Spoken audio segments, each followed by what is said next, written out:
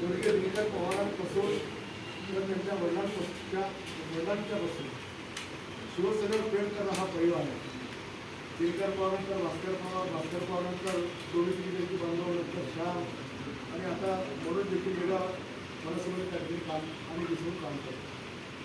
आपण सगळ्या मी पण मनसेमध्ये राजसाहेबांसोबत काम केलं, मी मनसे जाऊन पाहिली, आपण लोकांनी पाहिली आणि आमचा जन्म शिवसेनेमध्ये 1984 त्या ठिकाणी बाळासाहेबांचे सर्व विचार आम्हाला लोकांना ऐकायला मिळाले आणि आपोआपच आम्ही त्या ठिकाणी त्यांच्या विचाराच्या कामगिरी आम्ही करायला सोबत शिवरायांच्या आदर्श जोड आम्ही सदैव सोबत करू. पक्ष संघटना कलंकित होणार नाही, पक्ष संघटना बदनामणार नाही, ही सदैव काळजी आम्ही आयुष्यभर त्या ठिकाणी घेतात. आणि परिणामस्वरूप लोकांनी 35 वर्षाच्या संघर्षानंतर आज विधानसभा आमदारकी आपल्याला बहाल केली. आमदारकी बहाल करत असताना आपण अनेक आमदार या मतदारसंघात काही भारतात पाहिजे, पण केवळ 1.5-2 वर्षामध्ये महाराष्ट्रामध्ये आपल्या शहराचं नाव किंवा जिल्ह्याचं नाव लौकिक करणारा कदाचित या सगळ्यांमध्ये मी पहिला आमदार करतो.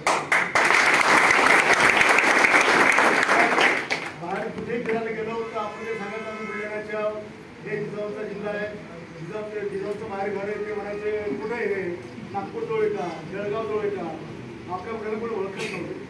आता फक्त आपलं बुलढाणा सांगितले की लोक तुमचं संजय गायकवाड म्हणतात ओळख निर्माण झाली. आणि खरोखर एक आमदार काय करू शकतो, त्या आमदारानं खरोखर त्याचं जर ताकद वापरली तर तो जनतेकरता किती सुविधा निर्माण करू शकतो तिथे जिवंत उदाहरण आपण सगळ्या लोकांनी पाहतो. आज आपण मेडिकल कॉलेज आणलं, BSc आणलं, मॉडर्न डिग्री आणलं, या सगळ्या कॉलेजमध्ये कमीत कमी 5,000 पोरांना नोकऱ्या आपण त्या ठिकाणी